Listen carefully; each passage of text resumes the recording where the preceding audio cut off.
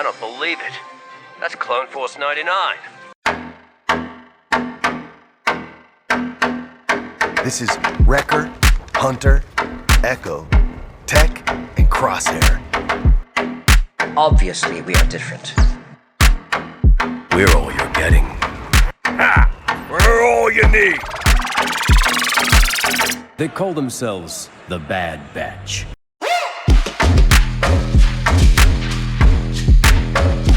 Experimental Unit Clone Force 99.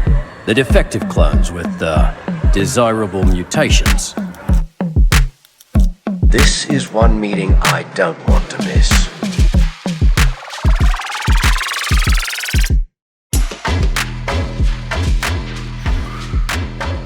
Hello, everybody, and welcome to another edition of the Dad Batch Podcast, episode 32. My name is Steven Schultz, and I am your host in the pilot seat today.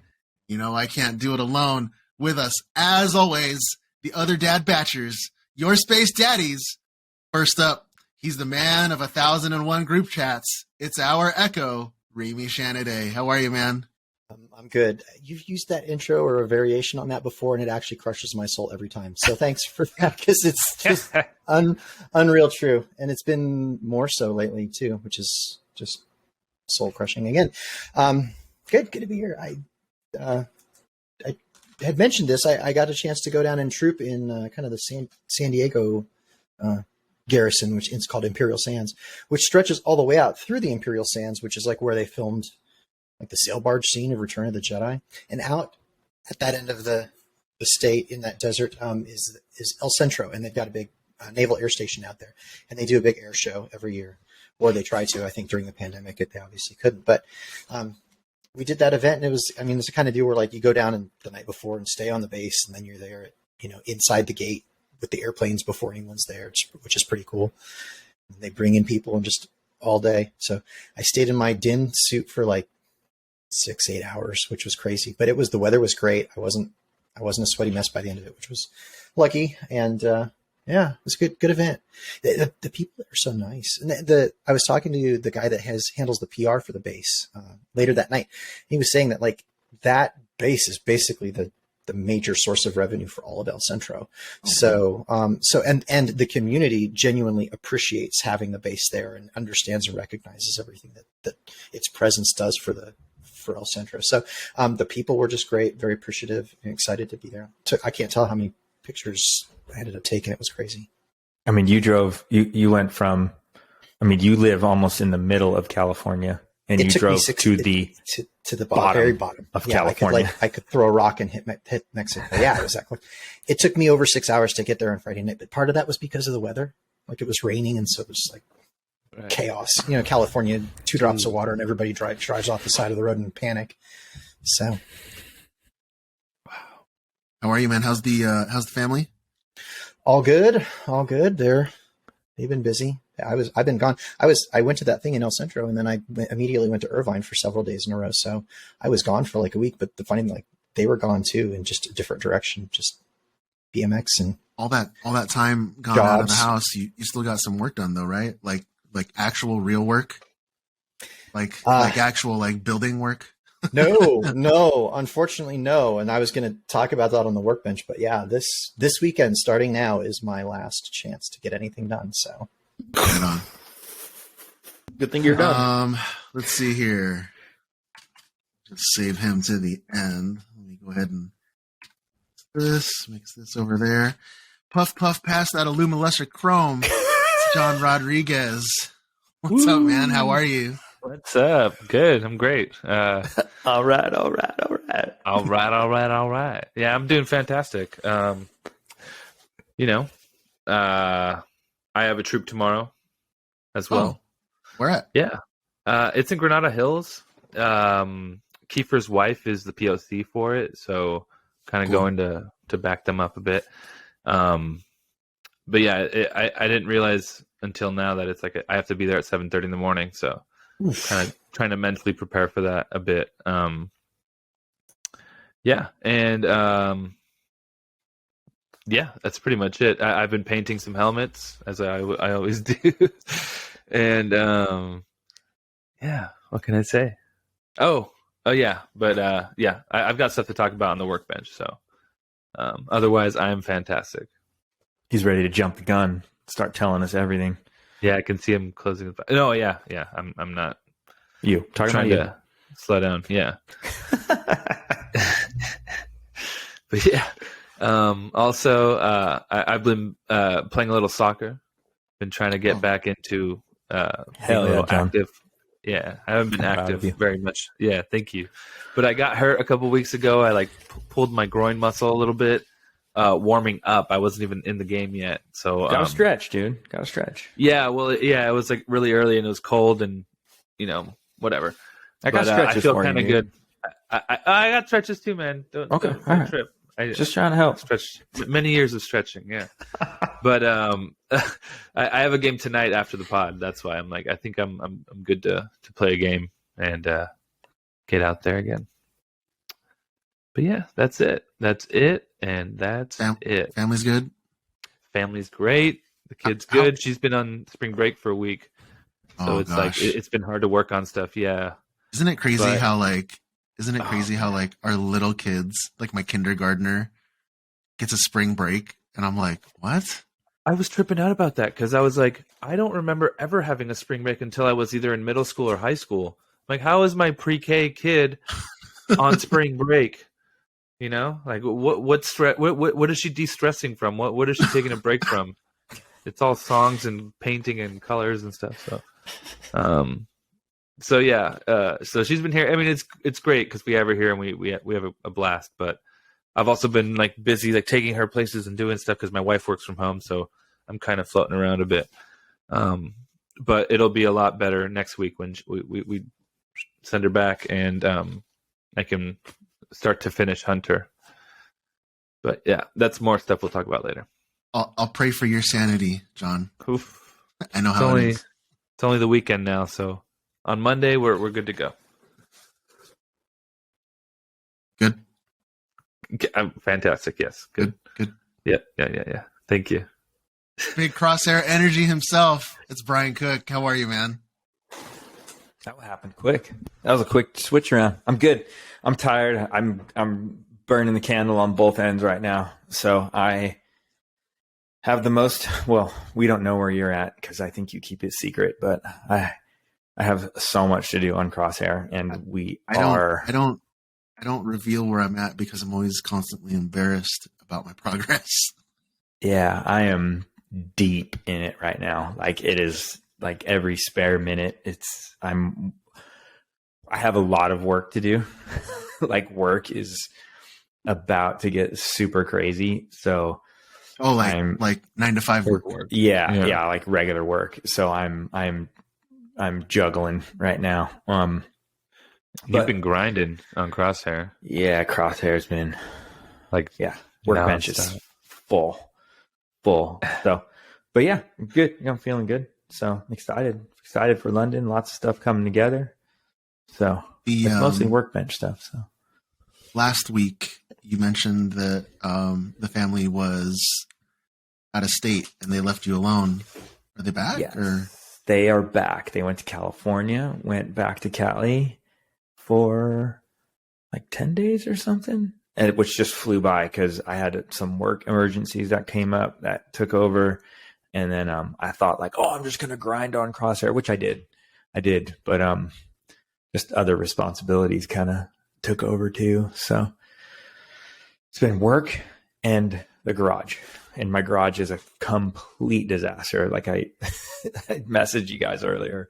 It's just everything's got dust on it. And I turn around and I go, I forgot about this. I forgot. So it's just like, because I have Omega parts laying around too. And I'm like, and then I finish something and I'm like, I don't like it. And then I like redo it. So yeah, it's going good. Right on, dude. He's our resident Sour Patch Kid. It's Joe Lara. How are you, man? I'm great. Just barely got off the plane, drove down the street and made the skid marks as I pulled up on my driveway. Like, the tires. JOJ. Just off the jet, back. Yeah. Good. Doing well, man. Dude, awesome trip. Got to hang out with you, Steven, which I don't know if we'll talk I'll kind of follow your lead on what we talk about. But we're not revealing any of that. No, yeah, but dude, I got to see Colin though, and I got to see you. That's right. Okay. And celebrate, another birthday with your family and stuff. So it was just good food, great location, all good food, good people. I wish everybody on the Dad Batch could have made it. Wait, it was your birthday? Yeah. It was Georgie's birthday. Happy birthday, Georgie. Yeah. But it was cool because my wife and your wife got to hang out, and it was, we're going to be spending a lot of time together, especially because of the Airbnb situation, right? So it's kind of nice. Yeah, London. So it's kind of nice to get to know what everybody's about and all that. So it was really good. It was fast. Like when you think about what happened in a short period of time, everything was like clockwork. It was so well put together. Like couldn't have planned a better trip. But yeah, glad to be back home. Right on, dude.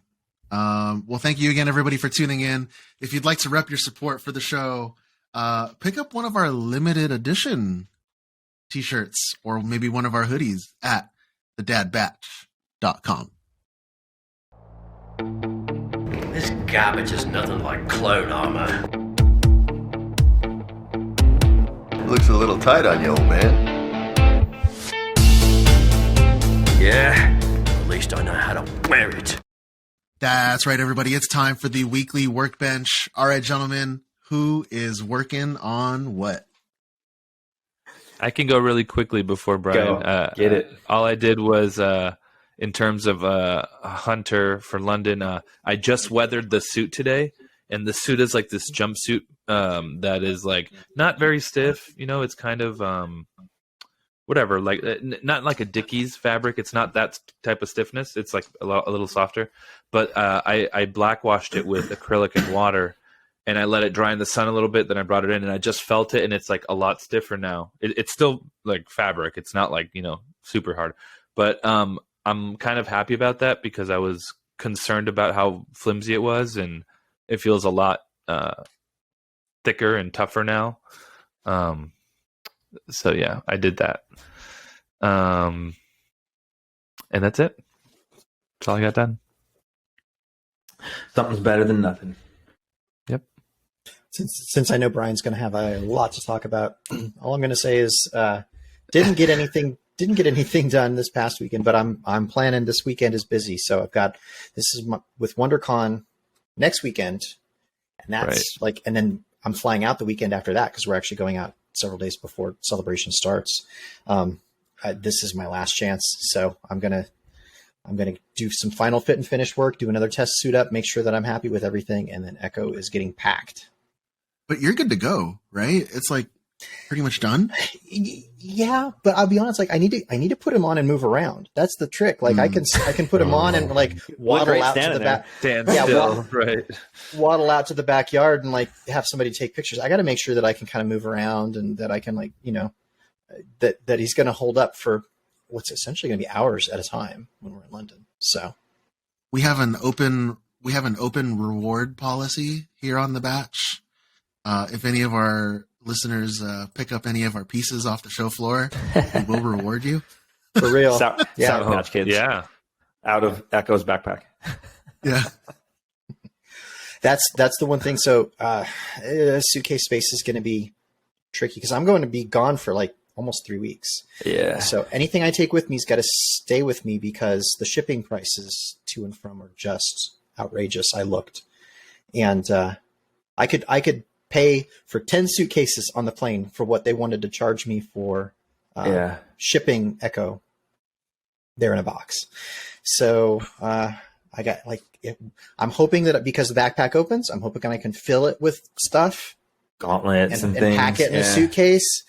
But I'm taking 2 suitcases and that's it. And Echo's going to be all of one and maybe some of the other. And then I've got to live out of the other one for the rest of the vacation. So socks and underwear, dude. Socks and underwear. Yeah. Fill up the backpack. You know what I mean? With soft. Just go commando and you don't have to worry about underwear. How many days are you going to be out of the country? Like, okay, 20? So not quite. We fly on the 2nd into Dublin, and then we'll make our way down be in London in time for the show.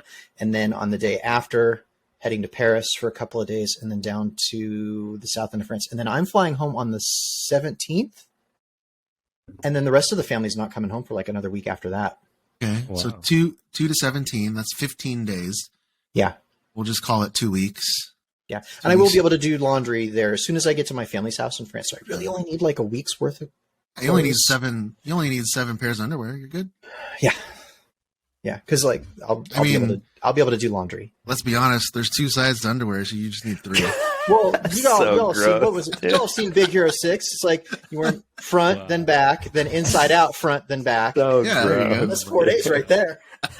So gross. Brutal. As long as you can Stinky. fit your legs, into 2 of the holes, you're good. Gosh, that's so nasty. When underwear sounds like Velcro as you take it off, it's probably time to not use it anymore. Oh, I Like a think that loop. one jumped the shark right there. I'm done. Oh my gosh. Joe, you got anything? Yeah. So I hit print on a version 2 of one of Tech's gauntlets, and the machine's still on, but it's just sitting there. So I'm going to pull it off right now. But it's like, it's different. It's funny. It's tiny little differences. In season 1, this part of the gauntlet was sunken by a couple of millimeters. In season 2, it's consistently risen above. So it's just kind of like a reversed version, this little section. So Was this a I'm new noticing discovery? it. I'm discovering stuff, and the cool thing is I just modified the file that I had and hit print, and it looks like it came out pretty good.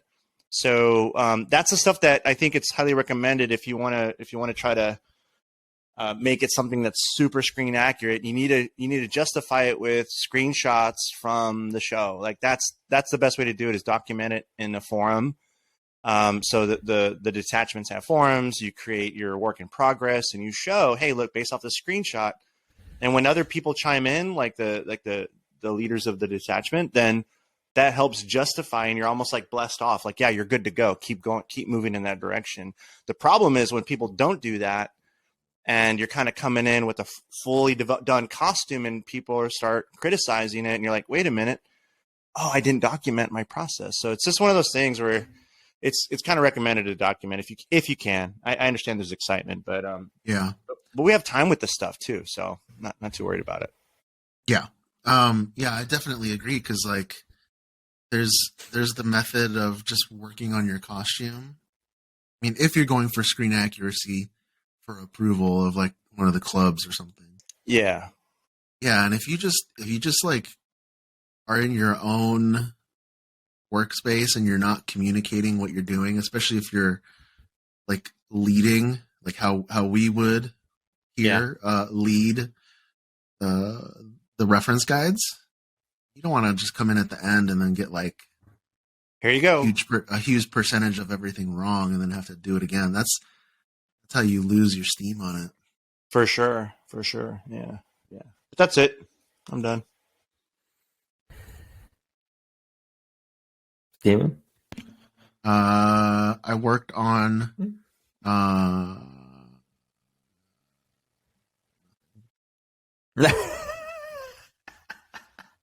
I worked on nothing for myself, I should say. Your office.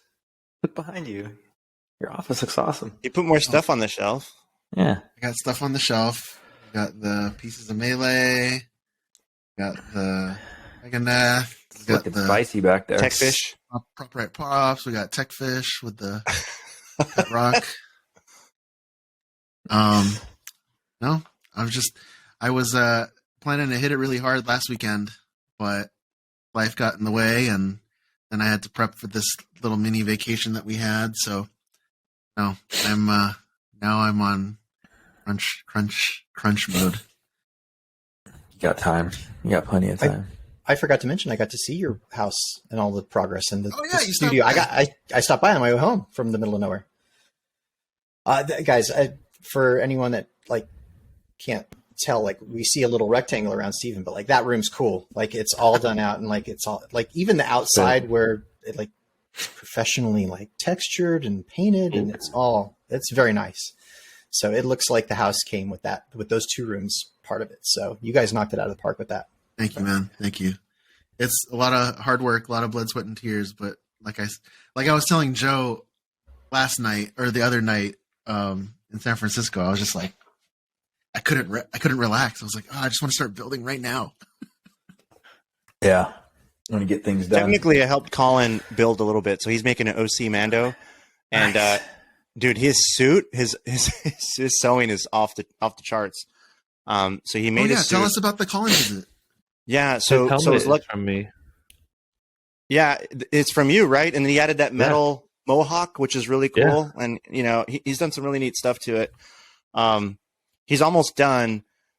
Basically, he just needs to add Velcro so he can stick the armor on. But what he couldn't do is put that back plate and align it just right because his wife works, he's got kids, and so those pieces where you can't see behind you, you need another person. And so all I did was just line it up, mark it, and say, okay, that's where you need to sew. But it gave me an excuse to see him, and we had lunch. Dude, that guy is incredible. I barely met him at Celebration where John, you got one of those boxes from him, right? Yeah, we were all in there when you brought him in, and he had his Rodian kit and everything. Oh yeah, I guess it's like a toolbox essentially. Yeah. But it's got like lights and it's all painted nicely, like Star Warsy. It's awesome. Yeah, I still use it. I have it in my garage. So imagine like a whole room full of those, but like big ones, little ones, and they're all stacked up. And so his Mando's sick. It's the only Mando that I've ever seen, or that we'll probably ever see, that has a rocket launcher. It doesn't have a rifle. It has a big. It's huge, and it's in like a legit gun carrying case. It's ridiculously awesome. Yeah, so much detail, and talk about a guy with passion. Like you spend a little bit of time with him, you want to start building right away. He'd be amazing at a build party or at an armor party. He'd be fun to have for sure. Yeah. Yeah. He airbrushes his Velcro. He did. What a boss. Yeah, he's looking at straight his up boss. Good dude. I got some patches for you guys. He gave us some swag. Sick. Shout out to Colin. Odd Viking. Yeah. At Odd Good Viking. 100%.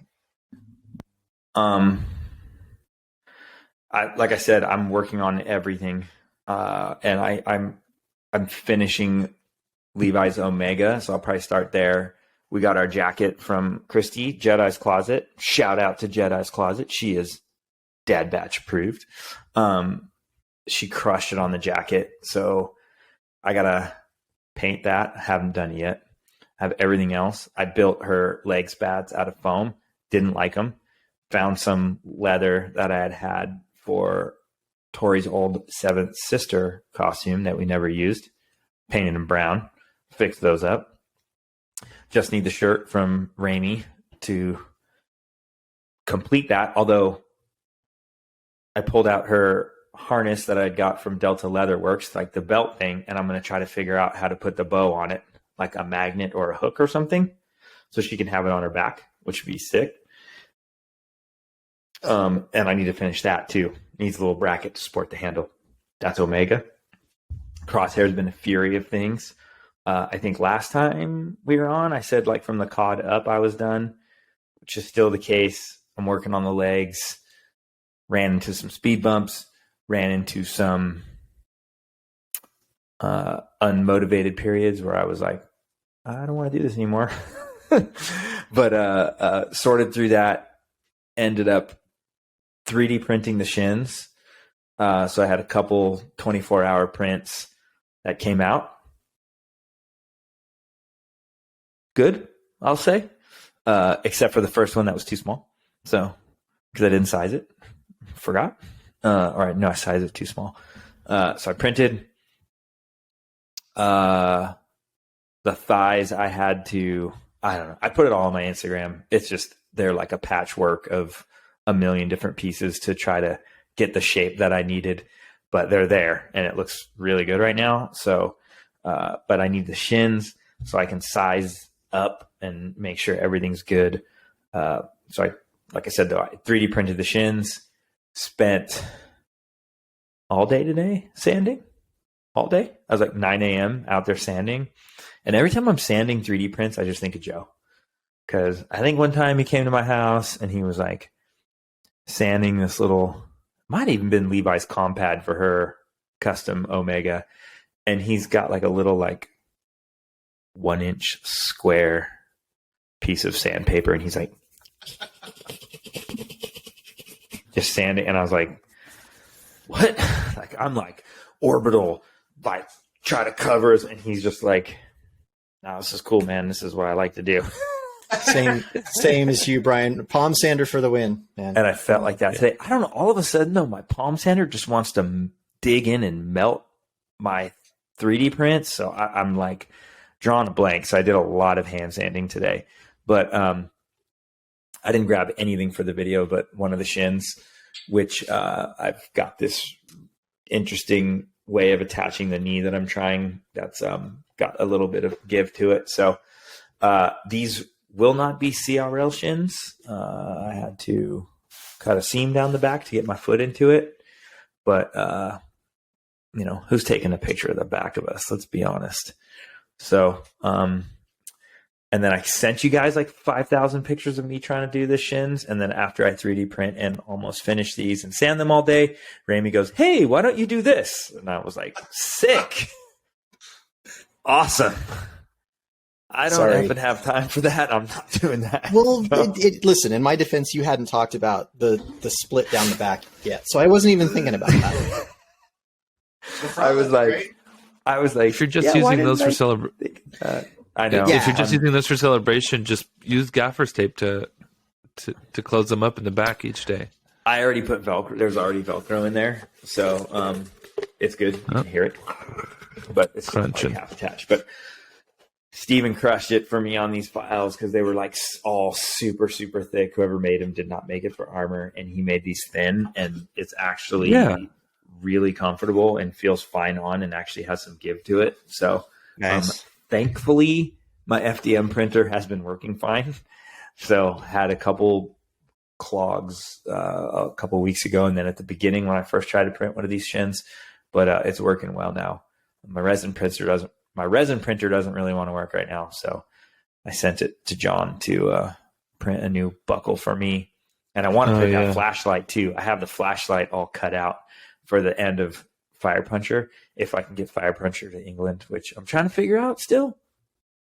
Like if I disassemble it and put it in my bin, like you've done that before, Brian. I mean, you can fly with weapons, like especially plastic ones. So do me a favor. Talk about what you've done before, where you pack your kit and then you put like a piece of paper in there with like the break. Yeah, because someone was talking to me about that, and they were like, "How do you do that?" And I thought you should talk about that. Yeah, for anyone traveling to, on an airplane to get with a costume, somewhere with a costume, no matter where you are, they're going to go through your bin or your bag.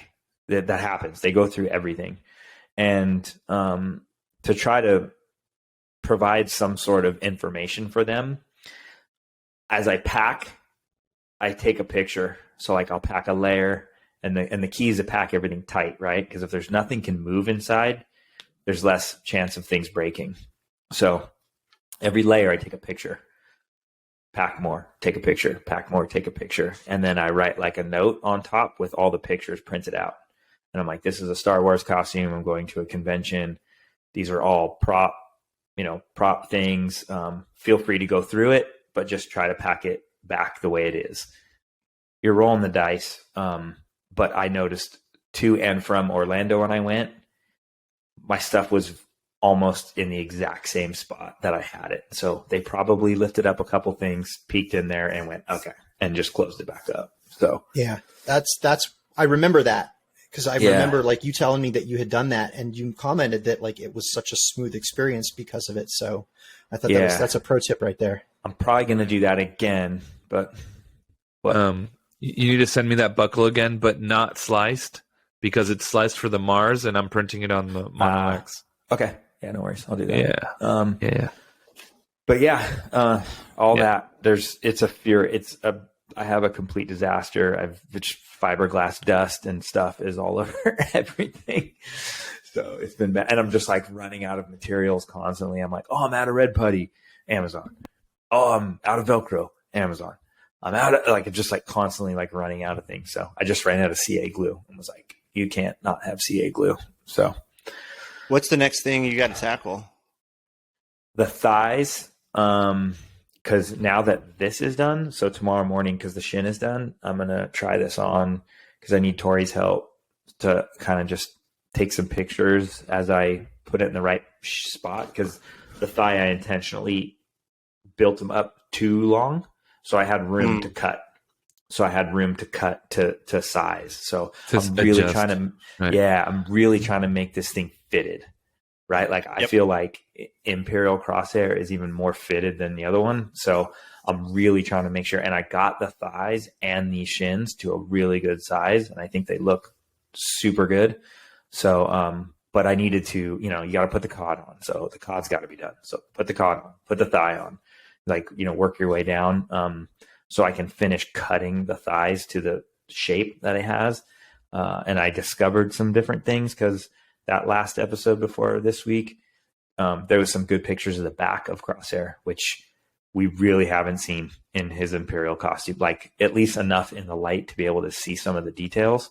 So, that's it. I got to print new foot plates because I printed them, heated them up to bend them over the foot. That was something I was going to ask you, Steven.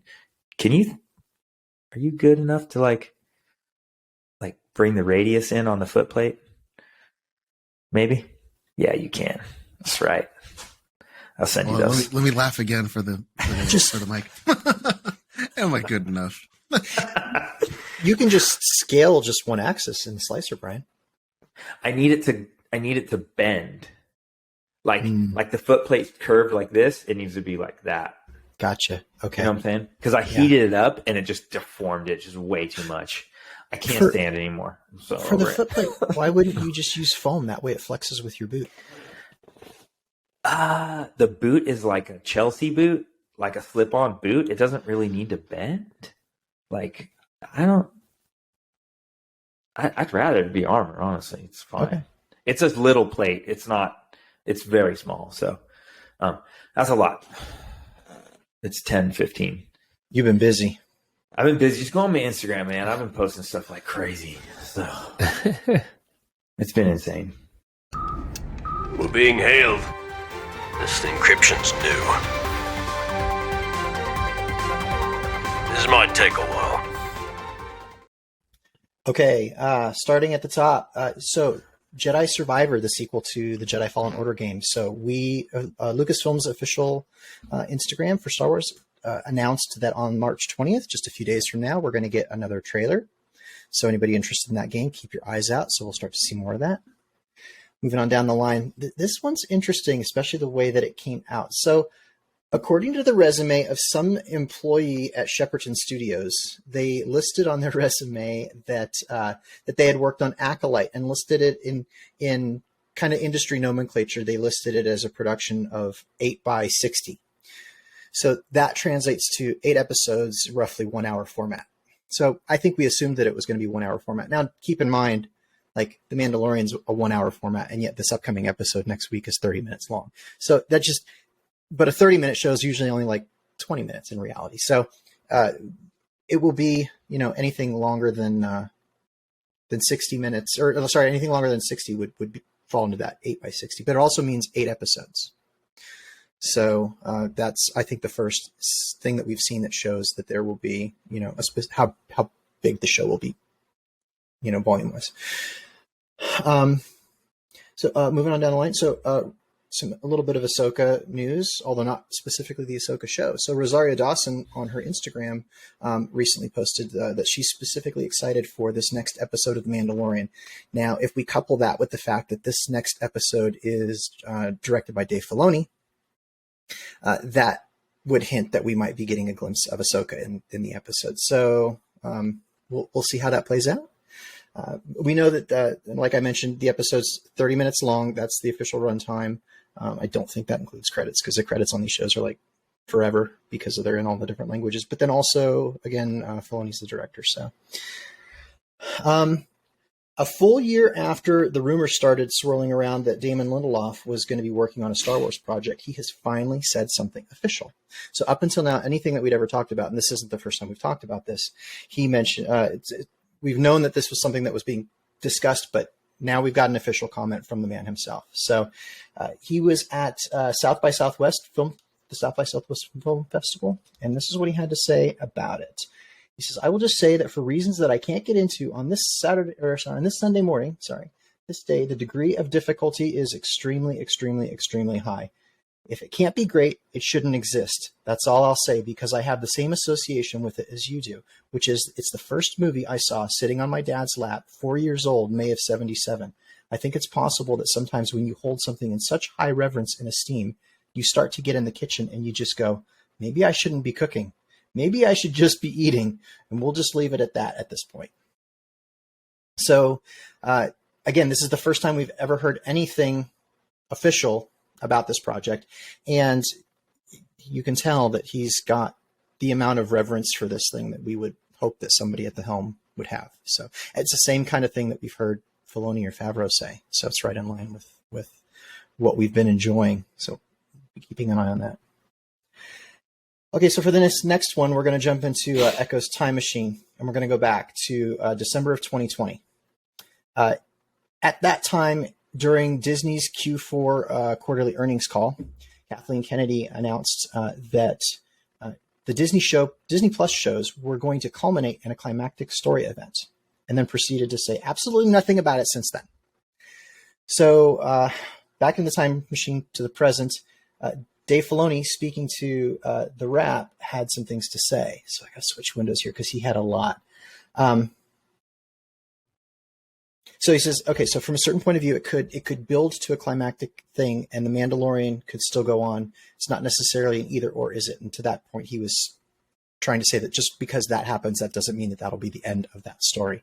He says, it's an interesting way to think about it. I tend to think as we've been working on The Mandalorian and then writing Ahsoka, and then John Watts came in with Skeleton Crew, there's an entire time period that is post-Return of the Jedi. And I look at that time period, which before Force Awakens is around 30 years of time.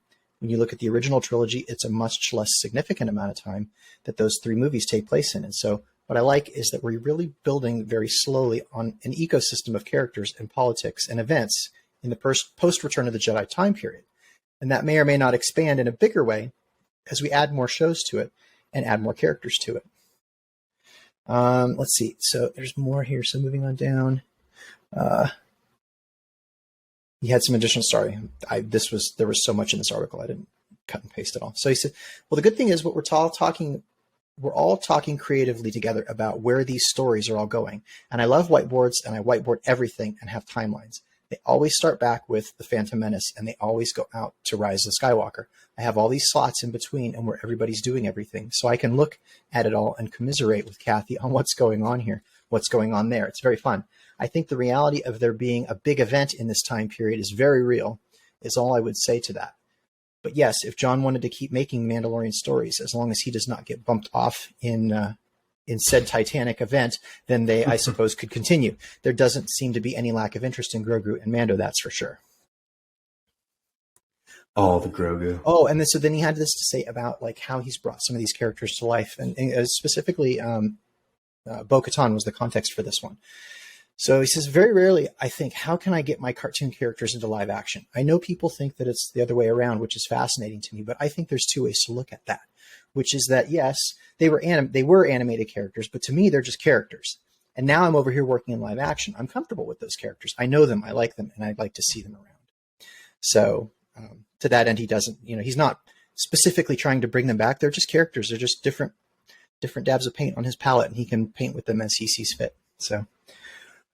And then he had this to say about bringing Cad Bane from animation into live action. So he says, when we needed a gunslinger to go up against some of our characters in Book of Boba Fett, Cad Bane's name came up. I think looking at that, the first thing I think is, well, how do we do that and make it believable?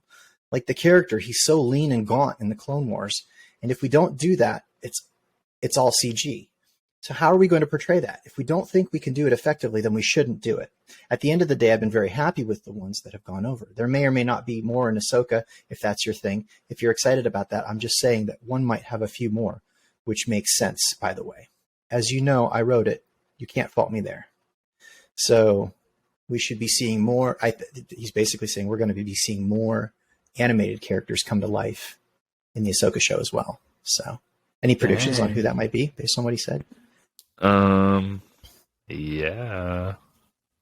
Oh, I mean obviously Sabine, right? Obvious. That's fair. Yeah. So the Rebels crew. for sure. Yeah. And Thrawn. Yeah. Which that's true. Gosh, I get so lost in the fact that like I've read all the Thrawn books. I've got like this mental picture of him that isn't necessarily based on his appearance in Rebels. So, but you're right. Yeah, Thrawn was in Rebels as well. Yep. Purrgil. The Purrgil. I mean, we saw the Purrgil. Oh my gosh. So, what about now? Savage is dead, right? No. Oh yeah. Yeah, he's dead. I'm trying to think of big characters that they would bring in. You know, but even the little ones like the Lothcat that we saw in Mando season 1. Yeah, that was cool. Just like such a nice little Easter egg to see. Yeah, it's true. Yeah, we've got Lothcats at Galaxy's Edge too, don't we? Yeah. Yes. In some of the cages, yeah. So. Okay, on to Celebration news. So last Friday we had talked about the pin sets that they released on their whole Road to Celebration merch thing. So those released, and by the time I got a chance to go look at it, they were sold out. So at least the ones I was interested in. Wow. So they moved quick. So good for them. Ironically enough, I think they were kind of the same price as they used to be, but they used to come with a T-shirt too. Now they don't. So there's always that. The panel lottery process opened up earlier this week. I didn't get a chance to do anything with that. I know some of you guys were trying to get panel slots. How does that talk about how that process worked? And is it even still open? Like, can somebody go in now and do it, or is it too late? It's open till Tuesday. So. It's open till Tuesday, the 21st. But yeah, you just enter your email that you registered your ticket with, and you can enter into panel lotteries to get in. And there's a way to get a group up code. to 4 people. Yeah, so you can do a group code thing, and then that way, like if you've got a party that you want to stick together, you either all get in or you don't, I guess. So we'll see how that works. They did a great job with it last year. That wasn't very convincing, Brian. The vendor list. So for all the exhibitors, that's up there on the Celebration website as well. For our droid fans out there, the UK Droid Builders have published their schedule of events. We also got information regarding the Star Wars Kids Zone. So for those of you out there with kids, you're going to want to go check that out. And we'll actually have a little more about that to mention shortly. And finally, we got panel schedules published for the fan stage, the collector's stage, the university stage, and the suspiciously named Holonet News stage. I think they were... They're missing Echo's name in front of that, but I'm pretty sure that was just a typo. So Steven actually fixed it, and we shared that out. So guys, guess what? And you want to hear a fun fact that's also simultaneously terrifying? We only have 2 more shows after this one before Celebration. So you know what that means. Yeah. What does it mean? That means it's... I've been stuck on Camino my whole life. Can't we explore? Family reunion. Have a family reunion.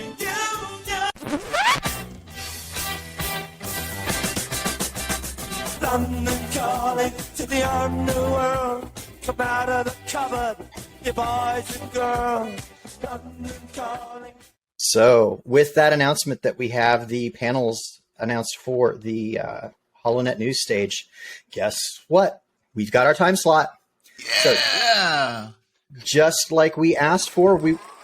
A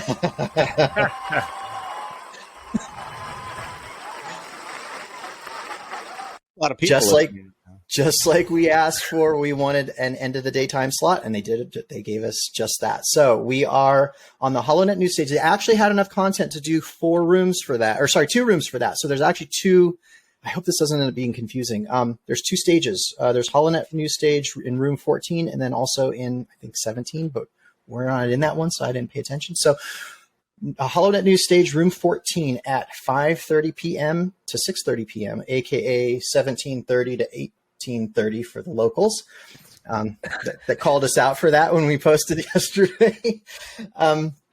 We will be on that stage doing a live version of this show, and we want to meet as many fans at that event as possible. So we asked for the end of the day time slot on purpose so that when the show's over and they kick us out for the day, we can look at everybody to our left and look at everybody to our right and say, where are we going to keep this going? So that is the plan. So we hope to see everybody there. Again, that's on the Holonet News stage, room 14 specifically, at 5:30 p.m. So we're gonna have kegs. We're gonna have giveaways. That's we're gonna the have after all kinds of stuff. Speaking of giveaways, though, good segue, Brian. So we got some things in the mail over the last week, and we are excited to start to show what some of those things look like. So for anybody either watching the live stream that Tech's doing right now or the YouTube, you'll get a sneak peek because we'll show this stuff and we'll talk about it a little bit. But so we've got patches. Oh, look at those! They're so nice. Yes. So the dad patch. These are a limited number. We've each only got so many, so you're going to have to come find us and see if you can talk us out of one of these. We've also got tons and tons of stickers, so there's a lot more of these to go around. So these are cool. You can't tell from the picture, but what you see white here, it's actually transparent.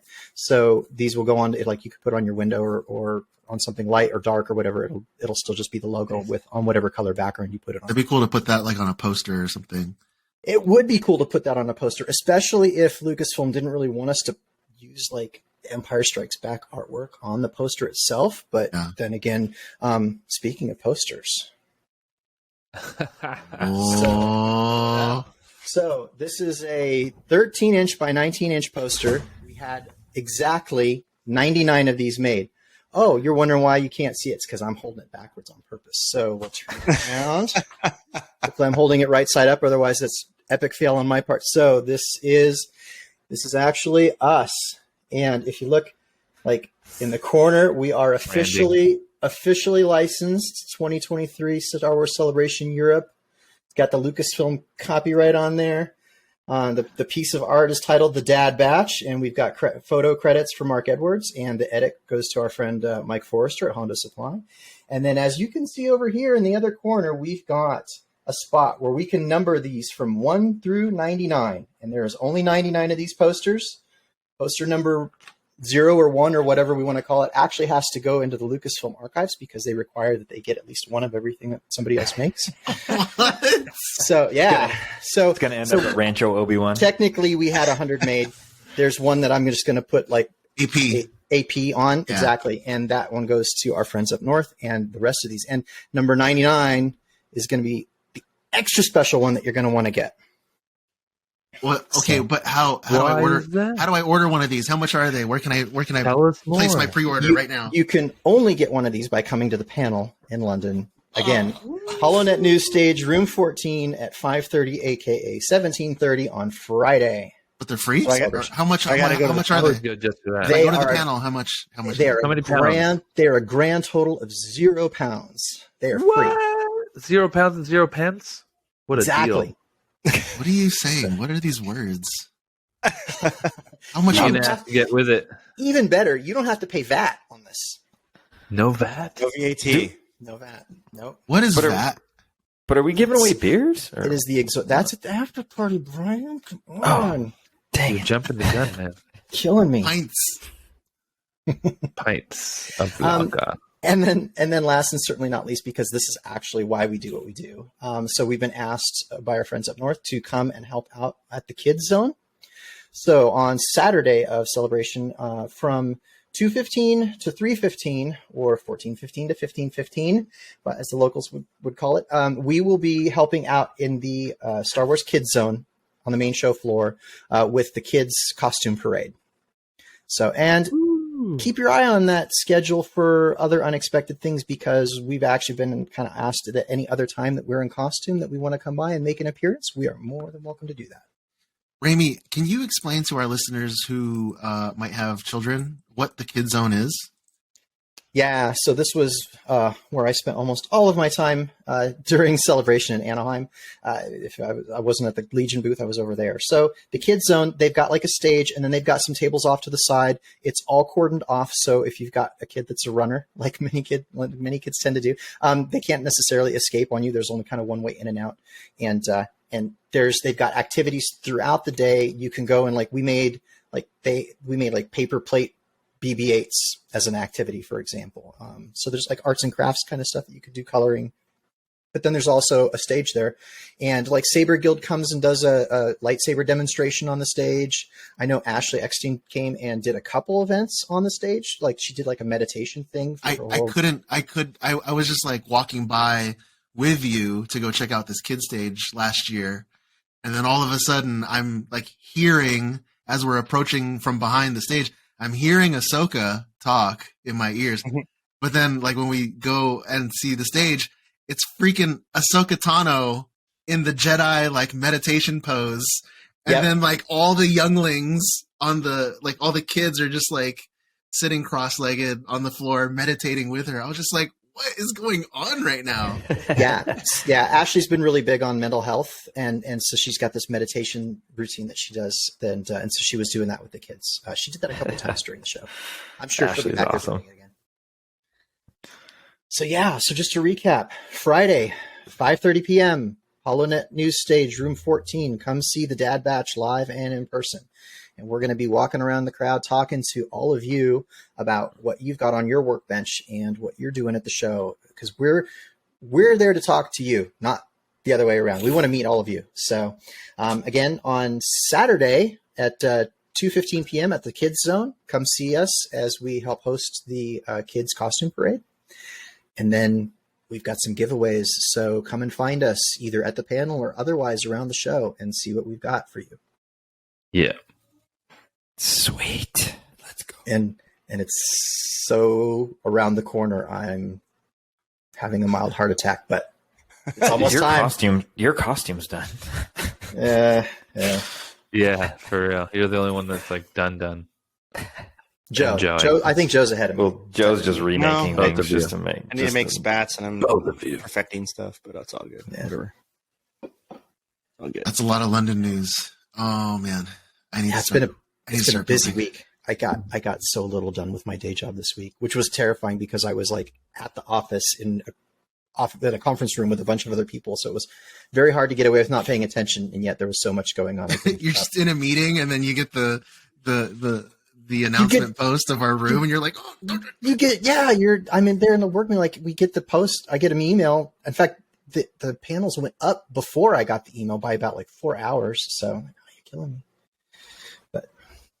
Thanks for taking point on a lot of that stuff, dude. It's you're the man, Ramey. Yeah, it's really awesome. You're constantly just like, guys, check this out, and it's just another awesome thing. Look at this one thing after the other. Get to do. Anytime anybody types "guys," like guys, we just can't hold our. That is basically the bat signal to get everyone's attention, guys. and I'm just and then you wait till everybody's seen that, the little icons all show up, and then like, okay, all 4 of them seen it. Go. I'm just like, guys, for some stupid piece of my costume. Guys, I started sanding. Hours working on. Guys, I've been sanding all day. Yeah. Like. Oh my god. An Imperial's been sent to evaluate the clones. Everybody's talking about it. What kind of evaluation? Hopefully not mentally. Clearly, we'd never pass that. That's right, everybody. It's time for our episode review of The Bad Batch, Season 2, Episode 13, Pabu. Dude, so you made one for Mando, so you went back and made one for Bad Batch now. I had to, yeah. Yeah. I wanted to say something last week, and I just was like, gets Dave Filoni giving us lies about hope, and then no, it's gone. You made this like Mando There's one. No hope. There's no more hope is lost. It's the dark times. I did done. like that. I did like that. But. Always in motion. The future is. He had to come up with something new. In motion. Episode titled Pabu with a runtime of 29 minutes. This episode was directed by Stewart Lee, written by Amanda Rose Munoz, with a Disney Plus description. The team takes refuge and finds new allies. So I just want to say, Wrecker eating. I'm gonna like skip forward to the end here because this was my favorite part. But when Wrecker was eating the sushi, and he was just like, "Oh, I'm so full. I've never been full." I was like, I looked over at my wife and I was like, she looked at me and like, "Oh my God, that's you." I was like, "I know. He's eating sushi and he's full." And then he's like, "Dessert," and he's like, "Oh." All of a sudden, he had more room. Dude, he was drinking too. He was so last night, Joe and I were trying to find a place for dinner, and like 5 minutes from our hotel, there was a sushi restaurant called Pabu, and we were like, "No way! Are you kidding me?" No. Yeah. Wow. It was meant to be. Was it good? Was it yeah? I mean, yeah. You saw was it a paradise? Yeah. Remember when that one time we were up there and we went to some dive dumplings place by the airport? Oh my gosh. That was the bomb. And then they had the little dumplings that were shaped like pandas. Yeah. Yeah. That was good. Did they scream when you ate them? Oh yeah. They were filled with red bean paste, so it just looked like blood. Panda juice. Yeah. What'd you guys think of this episode? Dude, I liked it. It was adventure time, but it kind of, there was some pretty poignant story moving, at least foreshadowing coming down the pipe. But from the beginning, I've never really been a fan of Wanda Sykes' character. I can't remember her name, but I actually started to dig her through this, and kind of her intentions with Omega and kind of her advice talks that she was giving. I think it was Hunter, right? And then her and Tech maybe having a little. Oh my gosh, little thing maybe. But whenever when they were in that bar and those dudes with the helmets, they looked sick. I just thought that was cool. Oh, in the those very guys beginning, looked awesome when they were doing the deal, and Omega's the little sidekick at the table. Yeah, and they were just ditching on Sid too, which was kind of cool. But then when they showed up on that planet on Pabu, and the boys looking casual, you know what I mean? You guys can just take your armor off from the waist up and go about your day. So that's why I'm encouraging you guys at Celebration. If you're not in costume, let's just take that armor off from the waist up and just chill, just casual wear. Is that Wrecker's brother too? Because that guy, they're same height, same size. I was like, that's kind of weird. But man, it was really cool. Omega having that relationship with the girl. Hunter saying they're going to stay. I could eat up this whole thing because I thought it was super cool. Interesting. So they're going to stay there and they're going to chill. But Hunter is definitely on his toes. So I feel like the Empire is going to find them there. So in the beginning, when you guys were, speaking of the Empire, when they were leaving the heist, as it were, in the very beginning, they got that video call from Sid. She's like, "It's been 20 rotations and you haven't checked in with me. Don't forget, I know more about you than you know more about me." And clearly, like Joe had mentioned prior, all they got to do to explain it is that there's a tracker that said put a tracker on the Marauder. She can track him anywhere. So do you guys think that she's going to maybe lead the Empire or maybe some bounty hunters or someone? 100%. It's Fortune those guys. They're going to be the ones that it's laid they out. They are supposedly looking for Omega, right? Well, they're looking for the Bad Batch, but they don't. They're going to realize that Omega's with them. I'm sure, right? So. Yeah, Scorch. So the Commandos are looking for Bad Batch because they were there. I thought they were there at the Zilla Beast site. Yeah, but I thought the scientist was looking for Omega. He is, but so just... when Scorch said the ship got away from the Zilla Beast, he said go find that ship. So he told them to go find the ship, and then he's talking to the Prime Minister. Right. Yeah. So it's all going to come. It's all going to circle back. What if Sid's the one that sells them out? I think she does. Man. Yeah, that's what we're saying. That's what we're saying. I mean, that's 100% going to happen because, I mean, look, Hunter thinks they're safe. He's like, yeah, maybe we should stay here. Omega's got a friend. No one knows we're here. We're all laid up. I mean, it's too. The layup is so. I feel like the role switched a little bit. Like we thought Sid was like on their side essentially, and we thought that V was kind of. I mean, V was kind of. I thought she was kind of sketchy in the beginning. Like like get rid. I mean, of her. they did that. They did a good job writing that. Yeah, they did a good job. Well, it made you believe she was right. It made you believe she wasn't very good, but turns out she is more pure at heart, and she's like an Indiana Jones. She's trying to get like actual, for good reasons. Artifacts of. It was a little, like out of. I wouldn't say out of her character, but it was kind of revealing that when they landed on Pabu, she was just like, "Hey, here's another artifact for your Pabuian museum or whatever, right? That's gonna." I mean, I thought that was really cool. Yeah. What's her name again? I like that. V. V. Okay. V. Got it. V. Phe, I think. She got a thing for brown eyes. That's for sure.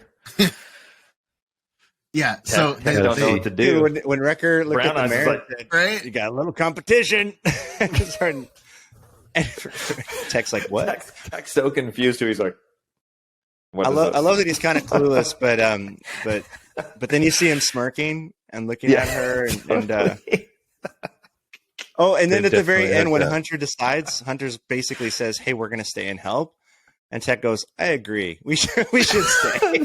He's like, "I agree, 100%." Yeah, Wrecker's like, "I just want more sushi." And then I love that they brought sushi.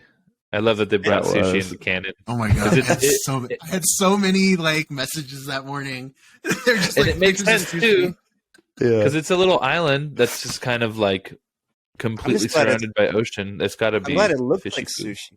Yeah, and it's not. It's literally. It looks very sushi. much like sushi. Yeah, I was getting kind of hungry, and I looked at Steven and I'm like, "Are we going to sushi tonight?" Yeah, that sounds good.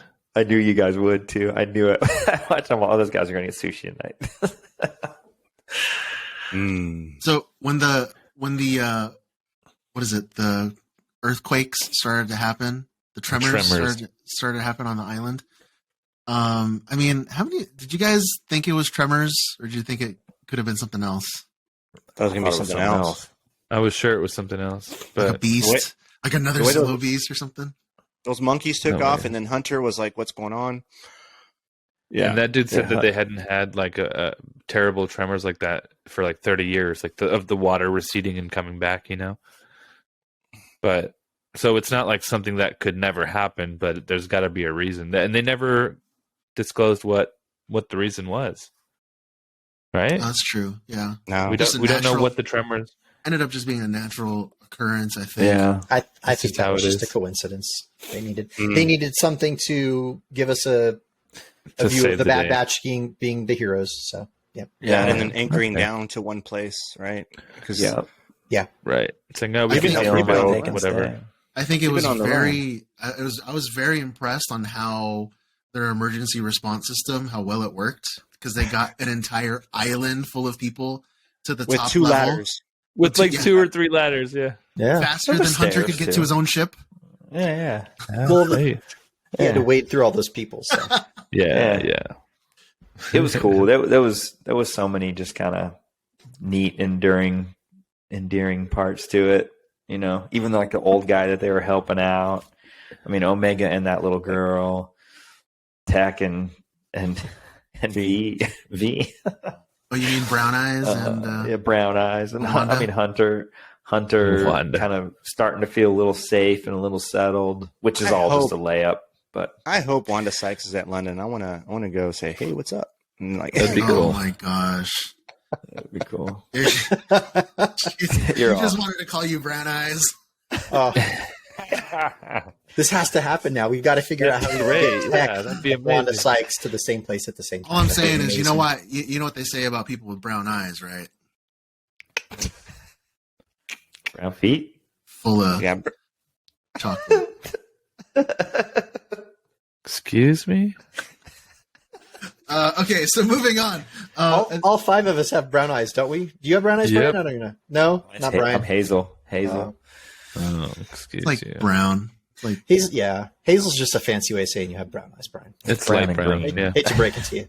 so. I think the most moving part for me in this episode is when we heard the mayor talking to Hunter, almost like father to father, and he said, "You know, I'm paraphrasing here, but he said, this is the perfect environment to raise your daughter, A kid.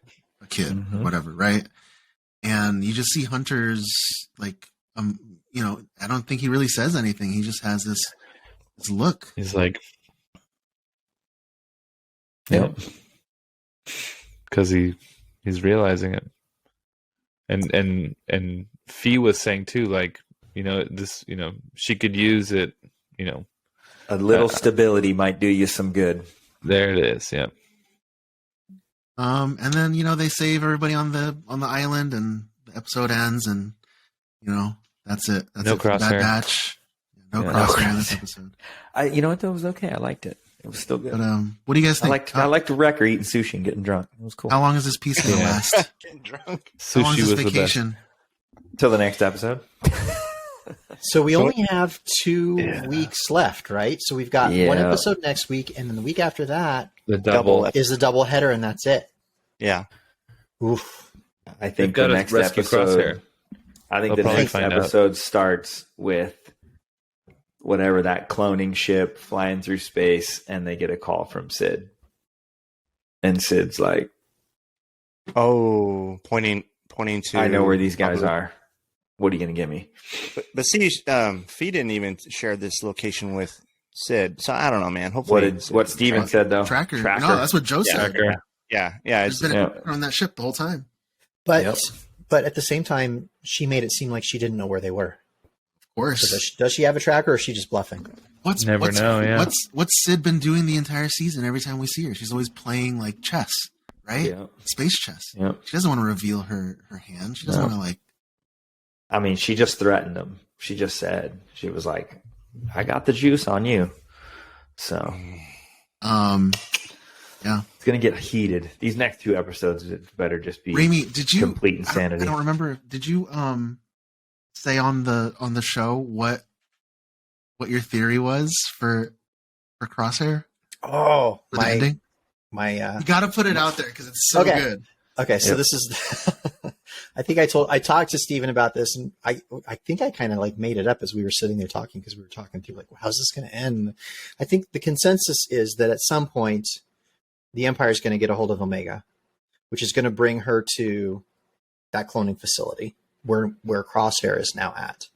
One way or another, Omega will figure out that she's there, but I think they keep Crosshair like sedated. So I don't know that we're going to see Crosshair awake again, because that plays into my theory here. So mission Plan 99, they go and they rescue Omega. On the way out, she's like, "Wait, no, Crosshair's here. We have to get him too."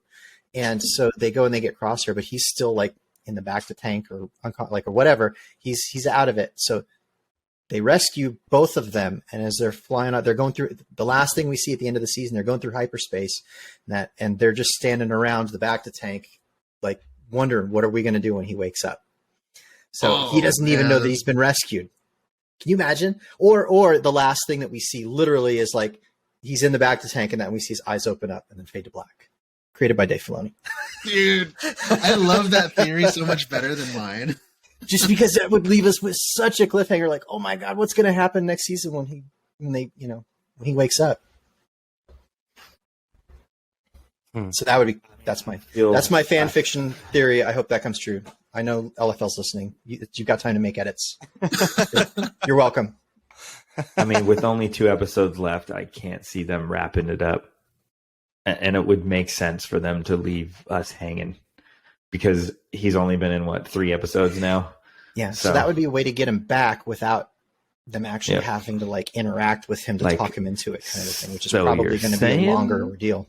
There's a chance like type scenario, and it just and then next season opens up with like a time jump, and he's there, but he's kind of like broken and PTSD, and so then we get that whole like we see that play out. Which would, I mean, we've seen a lot of military themes, and we've seen some kind of post-war stuff, but we haven't really seen a clone that's just broken, have we? So broken, that would be trying to reintegrate. Oh man, yeah. So that would be an interesting way to give us that. reintegrate. Don't jump to Mando. But daddy is a state of mind, you know what I'm saying? I'm your daddy.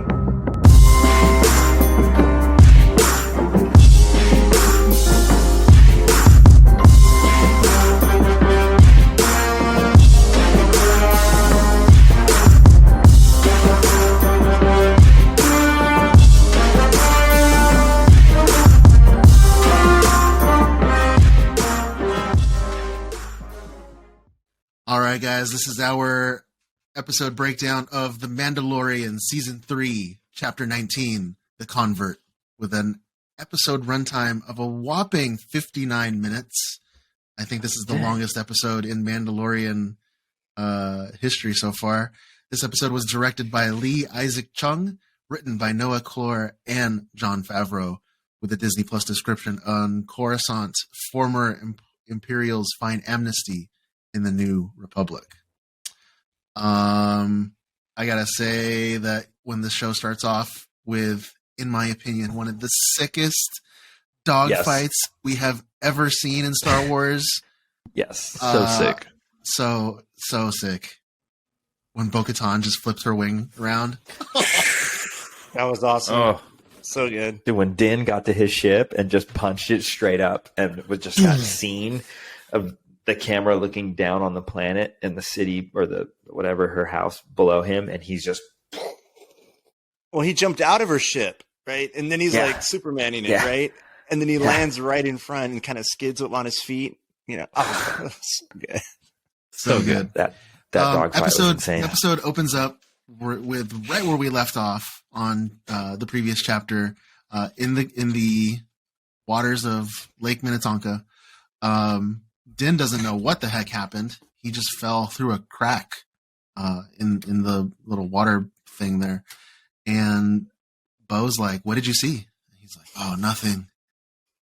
So she doesn't tell him what she saw. Nothing. Yeah, that was crazy. Just keeps her mouth shut. Little Grogu's there, just trying to like tend to Daddy, you know, make sure he's okay. And then we get this amazing dogfight with. He took a shot of water, dude. Don't forget, he had to fill up his little vial, you know, little shot for later. We see 6 of these amazing TIE interceptors. I mean, this is probably the coolest TIE shots we've ever seen in live action, right? So good. Oh my god.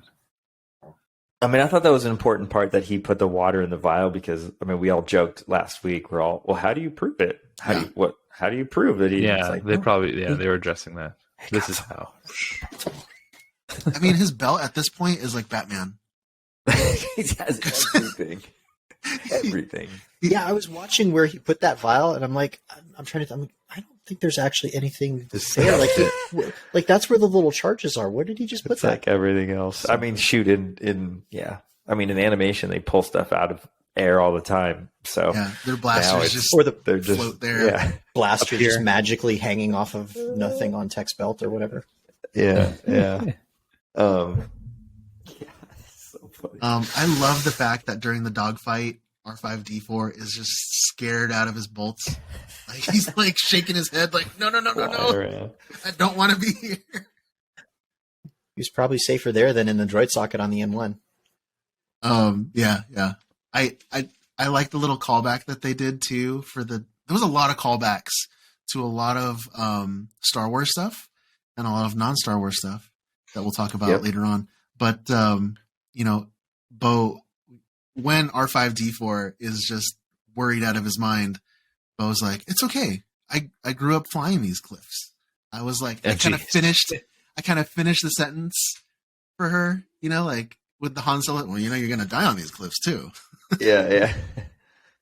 But as she skids by and hits the side of the mountain with her ship, dude, when she's like what do they call that? Just skimming the water with her ship.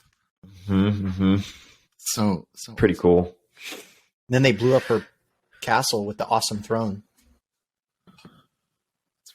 With the bombers. They got That was cool bombed. how they Those were bombers. Yeah. TIE bombers. TIE bombers. They just bombed it. They're like and then, freaking out. and then she's just seeing red, and she wants Adam, and then Din realizes there's just too many to fight, so they've got to get out. Okay, so are they coming from a Star Destroyer? They have to be, right? There's so many I of don't them. think any of those ships have hyperdrives, do they? Vader's TIE is the only That's one that right. actually, well, or a Defender. So you've got 6. I mean, we counted 6 TIE interceptors, and then probably another 24 At the other end, right? fighters, Yeah, plus the bombers. It's got to be a Star Destroyer. or a base on a nearby moon or something we didn't know about. No, not in Oh, Mandalore. the Empire's mining Mandalore or something. Sucker for a good TIE pilot shot, too. Okay, so Don't assuming it's a fly. Star Destroyer, who's in command? Thrawn. You think so? Straight to the top. You don't Bring think him it's? in. You guys don't think it's Gideon? Wasn't he turned in, or did he escape? I thought they mentioned he escaped. Did they not? I didn't get that. Help all us out, the- folks. Okay, well, let's move on. People are going to be that. screaming at us. Yeah. Joe, are they yelling at us yet, Joe? Well, and Star Wars? clearly Put your dad we brains haven't over gotten here, to this. We haven't gotten to this part yet, but clearly Gideon's fingerprint is still on some of the people that we see, and so I think whether it could just as easily be Gideon's destroyer and him not be on it. He could be pulling the strings from wherever. Yeah, you're right. Not only that, because, well, go ahead. Sorry, Steven. No. Later on. No, I was going to say that person that's in basically the middle section of the episode where it's not Din and Bo, where it's Pershing and Kane. Yeah. As soon as I saw Kane, I knew, I'm like, there's no way she's reformed. There's no way. Right. So I'm sorry, but yeah, go on. We get the title card with the episode title, The Convert, and then we open up to Coruscant, where we see Dr. Pershing as a member of the Asylum program, giving a speech to TED Talk. Essentially a space TED Talk. Basically, yeah. And he's talking about how his original intentions for the cloning program were good because they came from a place where he wanted to create the cloning of organs, the legal cloning of organs, so he could have saved people like his mom who had passed away from organ failure. And then we see this like scene that just kind of like really, I don't know, it irked me a little bit. Joe, maybe you can talk about this, but when he leaves his TED Talk and he goes into this like the foyer with all the rich and affluent people saying, "Oh, come over here. I would have joined the Empire or the Republic or whatever." You mean the part where he walked into District 1 from the Hunger Games? Yeah, basically. Exactly. That was it. Yeah, exactly. Right? That's what that guy was. He's he says, "Imagine me serving." Yeah, I would do whatever the Empire told me to do. It was nice to see a talking Mon Calamari, though. Yeah, very regal. Yeah, all animated and animatronic-y. I wish it had a little bit of an accent, or just a little bit, like it kind of talked normal. A little more Akbar. A little more Akbar. Yeah. I saw such a funny meme. I saw such a funny meme too. That was like, I was waiting. This episode of the Mandor was awesome. Called Mandor, yeah, because it was like Andor, like the whole. Was it weird to see the opera house and not hear? Seriously, those were like didgeridoos in the back, whatever sound it was. When Kane was in the audience, I was waiting for her to like start saying, "Have I ever told you?" Darth Vegas, the wise. So then we see Kane take a space taxi, over to his essentially asylum barracks, where he's trying to get to his room, but then he's kind of interrupted by some other asylum mates there who are just enjoying a beverage. And one of those inmates, or I shouldn't say inmates, but one of those people sitting at the table happens to be Kane, who is this, Raimi? So that's Katie O'Brien's character. And so previously we didn't know her name. She was only communications officer on Moff Gideon's cruiser. So she did have a smaller part in season 2, but I think we're seeing that she's got a bigger hand in things this time around. A little bit. Just a little. Yeah. So they start talking about, do you miss things from the Empire days? He's like, oh man, truth be told, I miss the biscuits from the ration packs, but not the red ones, the yellow ones. And so when he finally goes up to his room later on, he hears a knock on the door and nobody's there when he answers it. But what is there? A box. A box of yellow biscuits. Yellow Empire biscuits, which I thought it was cool. They still put the Empire logo on it. So it's like contraband, right? Yeah. Yeah. Someone found the box already, too. We find out later that she got them off of a yet to be decommissioned Star Destroyer. Yes. So somebody sourced those boxes already, too. I think if you go to Raimi's Armor already Party or Honda Supply. Yeah. No, I think you can buy them. Oh, that's right. I got called out on the Thank the Maker podcast again. Apparently now I'm on the hook to make all of those different variations of the data cards. So thanks, Mike. I think I saw Mike post that somebody he reposted somebody that had found like the box that you can buy. I'm like, dude, it's so, the box is an actual box? Yeah, you can find it. Yeah. I think you have to modify it, but I just glanced at it and was like, of course someone found it. Of course. It's like less than 24 hours after these things come out, there's files and links. Dude, Galaxy's Edge could start serving sushi and like lemon bars and like all kinds of stuff right now. Light up ice creams. Light up lemon bars? Come on. Yeah. You just stick a light up ice cube in the middle of it. Yeah. I mean, this could be long if we talk about this whole middle part of this episode. So during and paraphrase. I meant to go back. I didn't get a chance. Work was killing me. I meant to go back and get a recording of the audio from this segment. But during one of the sequences where Pershing and Katie O'Brien's character were talking, there's a musical beat that starts to swell up behind them. And it is straight up Force Awakens sequel trilogy music, straight John Williams music from the sequels playing as it. So, I mean, now I'm pretty sure it was one of the more resistance-oriented scenes that song was attached to originally, but I still think they're signaling that we're seeing the birth of what happens in the sequel trilogy starting to be planted here. So I think we're witnessing the birth of the First Order in some of the mechanics of what she's doing and kind of that whole track of stuff. Oh my gosh. First Order, that's cool. But I mean, they could be tying in Bad Batch right now too. I mean, there's a lot of streams that can be crossed with what's happening right here. And I love that theory of it maybe being First Order too. That's so I won't go into the beat for beat. But basically what happens is she what is it, Officer Kane? What's her first name? Do we know her first name? She said it and I don't remember. I need to look. I'm just going to call her Officer Kane until one of you guys finds out. Keep going. I'll look it up. But anyway, so Officer Kane basically honeypots this guy, and they get to the Star Destroyer to find his medical supplies, and it's a total setup. The New Republic police, they come and arrest him.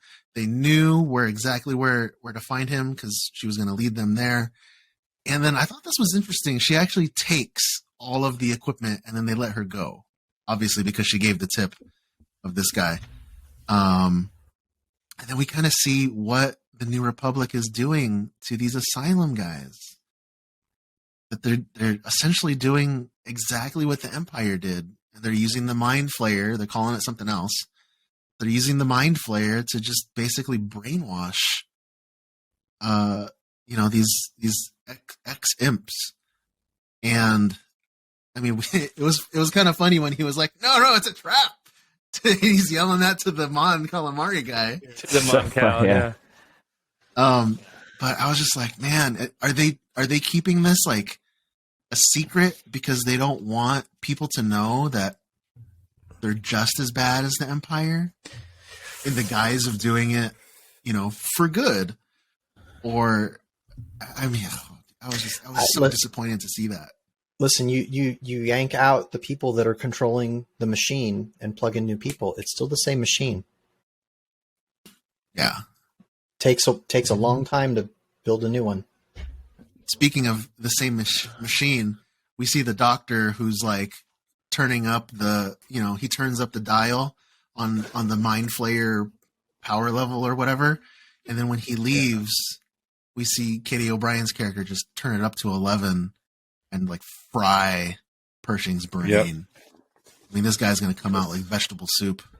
Yeah. He's going to wake up terrified of pork-omelet. Yeah. He's going to wake up afraid of yellow biscuits. Oh, God, too far. Katie's character's type name is Elia Kane. Elia Kane, I think is how they say it. Well, that was it for Pershing. I thought it was cool. It was like a little mini Andor episode. I got a lot of Blade Runner vibes from it, especially his jacket and the collar. Loved it. Yep. I knew you would. It was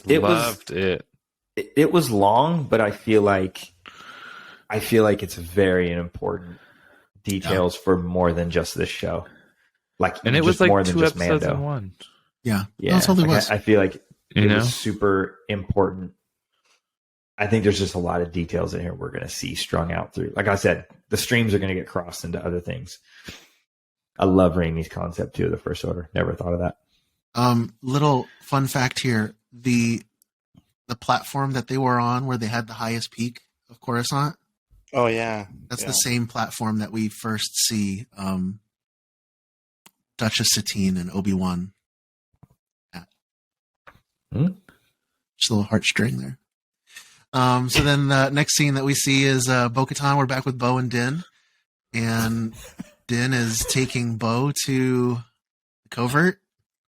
And immediately Paz Vizsla's like, what the hell are you guys doing here?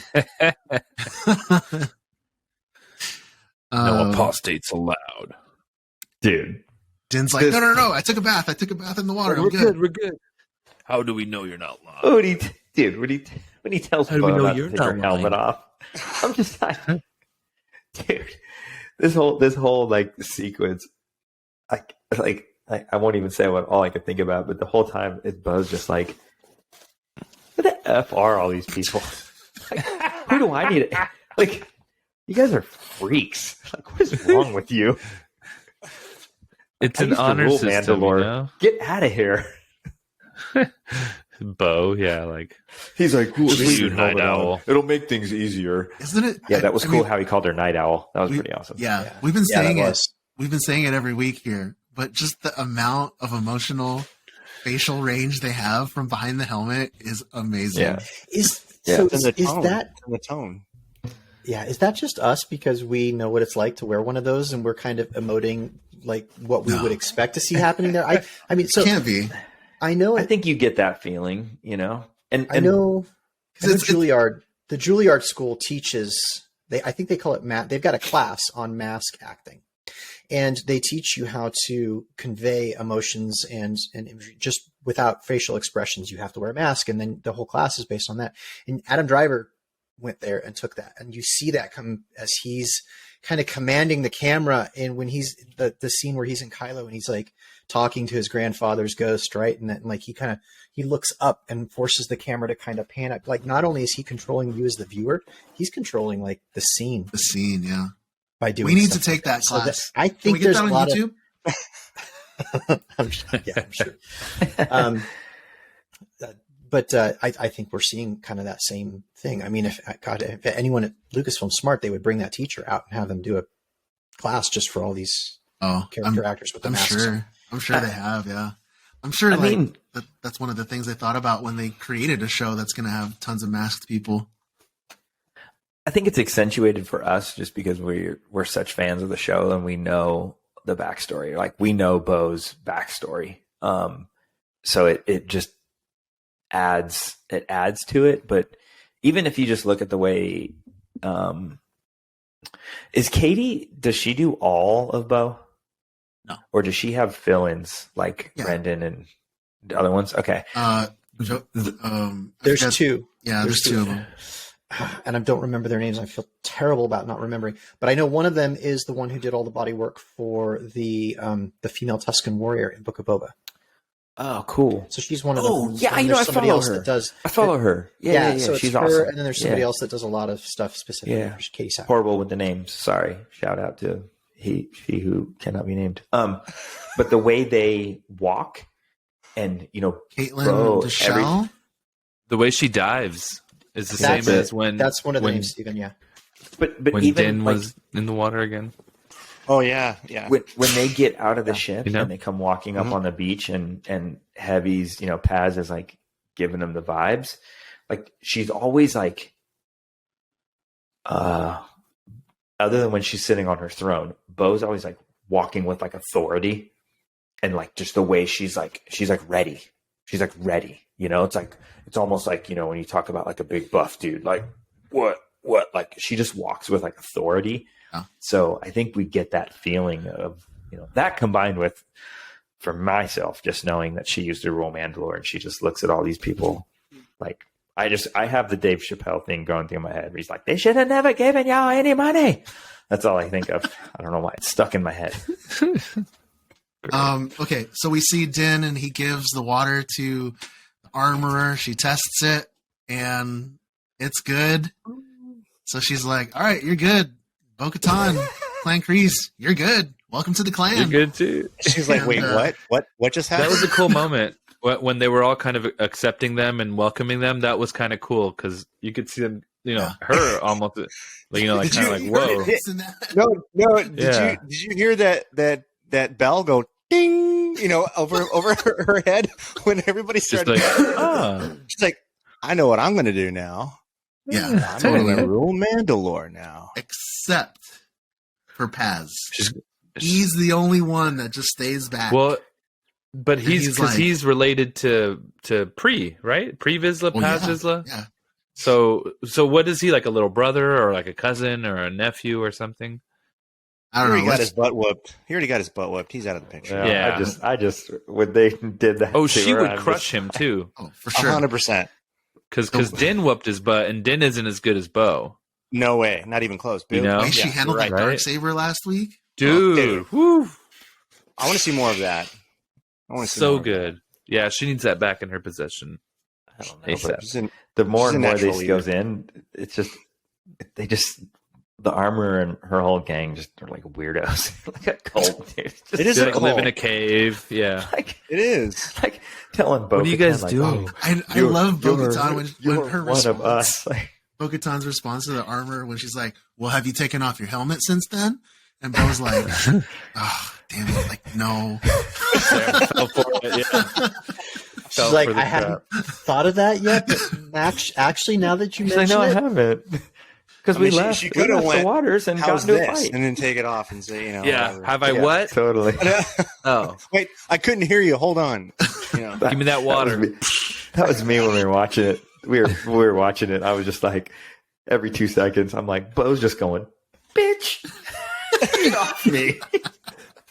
Do you know who I am? Yeah, totally. Oh man. What does the armor call her? A dangerous tale or something, or a cautionary tale. Cautionary tale. She's like, I know who you are. You're that cautionary tale. So funny. You're that one cautionary tale. Actually, talked to Mike Forrester yesterday or something. Shout out to Honda Supply. Shout out to the Armor Party Show, and thank the Maker Pod. Hey. And he has an amazing theory of what's happening next, and I think he's spot on, but I'm not going to say it. So he probably talked about it on Thank the Maker. So well, there you go. If you want to hear that theory, go listen to that show. Good show. It is a good show. Word. Oh, so is this.